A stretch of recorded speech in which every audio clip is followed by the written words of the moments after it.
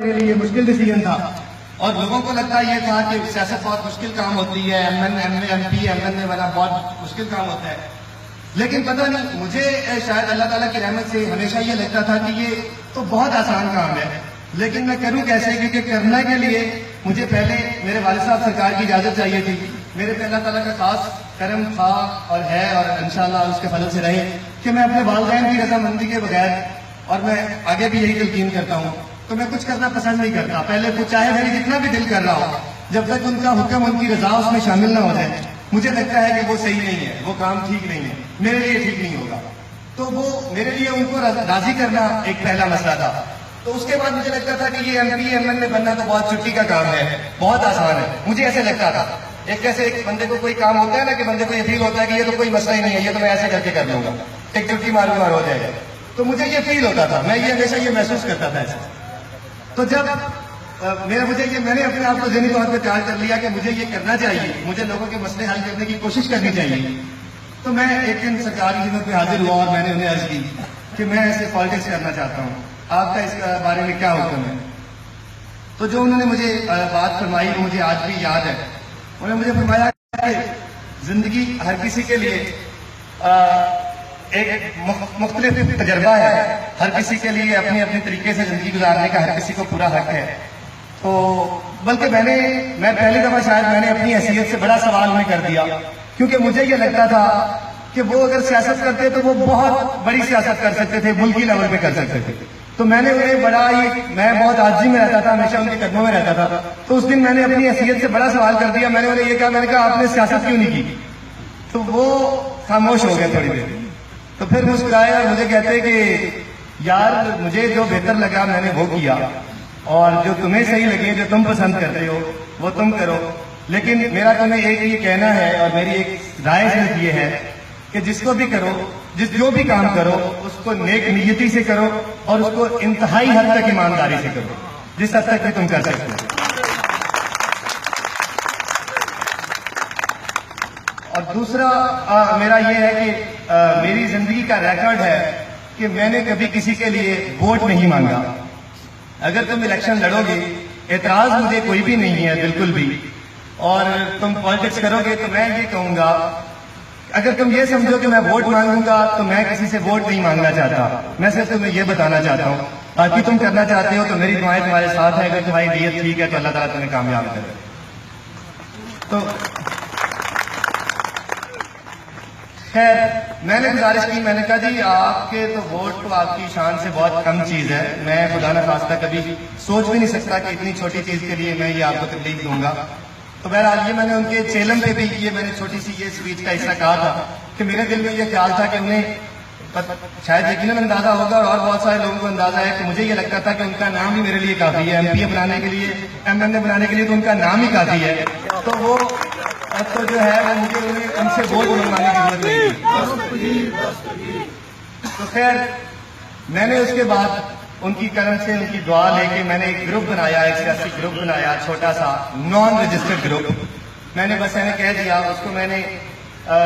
Gilani group کا نام دے کے، تو یونین کاؤنسلوں میں ہم نے الیکشن لڑے 4-5 ڈسٹرکٹس میں، تقریباً 127 یا 27 کم و بیش یونین کاؤنسلوں میں میں گیا، میں نے لوگوں کو سپورٹ کیا، کچھ جیت گئے کچھ ہار گئے، وہ جیسے جن کی تقدیر کا معاملہ تھا وہ چل گیا۔ خیر اس کے بعد میں ڈسٹرکٹ ناظم کا الیکشن لڑا، وہ میں ہار نہیں گیا، بری طرح سے ہار گیا، وہ کاؤنسلرز تھے اور وہ اس میں چیئرمین حضرات تھے، انہوں نے مجھے ووٹ نہ کیا، ان کو میں لگا کہ شاید یہ زیادہ اتنا سیریس یا اتنا پوٹینشیل کینڈیڈیٹ نہیں ہے، لیکن اس سے مجھے میری ہمت میں، میرے حوصلے میں اور میری رائے میں کوئی 19-20 کا بھی فرق نہیں پڑا کہ یہ کوئی ایسا ہے کہ پتہ نہیں ہار گیا ہوں، کیونکہ میرا ماننا یہ ہے اور میری سوچ یہ ہے کہ جو شخص ہارنے سے ڈرتا ہے وہ کبھی جیت نہیں سکتا۔ ہار نہیں ہوتی، بیسیکلی ہار جیت کی طرف پہلا قدم ہوتا ہے، اس کو آپ نے اگر پازیٹیو لینا ہوتا ہے، اور اگر آپ اس کو اپنے دل پہ لیں، کیونکہ میری لڑائی اپنے لیے تو تھی ہی نہیں، اللہ کے فضل سے مجھے تو کوئی ضرورت نہیں ہے، میں تو بیٹھا رہوں تو میں آرام سے، میرے ہاتھ پیر لوگ چوم رہے ہوتے ہیں اور میں چمواتا رہوں، میں تو بڑے مزے سے اپنی زندگی گزار سکتا ہوں۔ لاہور جاؤں، وہاں پہ گھر ہے، بچے رہتے ہیں، ادھر آ جاؤں، کمروں میں بیٹھوں، سوؤں اٹھوں، صبح آؤں، لوگ سلام کریں۔ وہ ایک خاندان سے میرا نام اللہ پاک نے جوڑ دیا ہے، مجھے نہیں پتا وجہ کیا ہے، وہ اس کا کرم ہے، اس کی مہربانی ہے، اس کی وجہ سے وہ لوگ عزت کرتے ہیں، مہربانی کرتے رہیں گے۔ تو مجھے تو کوئی ضرورت نہیں ہے، میں تو بڑی اے سی میں، بڑی ٹھنڈی آج کل کی گرمی میں، بڑی ٹھنڈے قسم کی زندگی، بڑے سکون کی زندگی گزار سکتا ہوں۔ لیکن جو میرا مقصد تھا وہ تھا لوگوں کی فلاح، تو میرے ہارنے سے وہ مقصد ختم نہیں ہوتا تھا، وہ مقصد تو اپنی جگہ موجود تھا۔ تو اگر میرا مقصد وہ قائم رہتا ہے تو میں چاہے 1000 بار بھی ہار جاؤں، اس سے کوئی فرق نہیں پڑے گا۔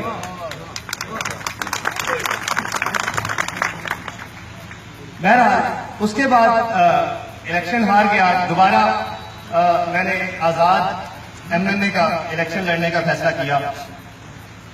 جب میں نے آزاد الیکشن لڑنے کا فیصلہ کیا 2008 میں، تو میں ووٹ مانگنے کی غرض سے مختلف حضرات کی خدمت میں حاضر ہو رہا تھا۔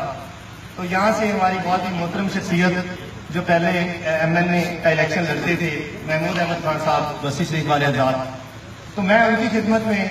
ووٹ مانگنے کے لیے لاہور حاضر ہوا کہ آپ پہلے الیکشن لڑتے تھے، آپ نہیں لڑ رہے، تو اب آپ میرے ساتھ چلیں یا مجھے سپورٹ کریں۔ تو میں کسی توسط سے ان سے ملنے گیا تھا، پہلے میری جان پہچان نہیں تھی، تو انہوں نے بعد میں مجھے کال کی، کہتے میں آپ کو اکیلے میں ملنا چاہتا ہوں۔ خیر میں کسی ذریعے سے ان کے پاس گیا تھا، تو خیر بعد میں 2-3 دن بعد انہیں اکیلے ملنے گیا تو انہوں نے مجھے فرمایا کہ میری یہ رائے ہے کہ میں اس پارٹی سے ہوں، آپ اس پارٹی میں آ جائیں۔ تو خیر میں نے انہیں کہا جی کہ میں پارٹیوں کے مزاج سمجھتا ہوں اور پارٹیوں کی شاید رائے اور نیت سمجھتا ہوں، تو میرا دل نہیں کرتا کہ میں پارٹیوں میں الیکشن لڑوں،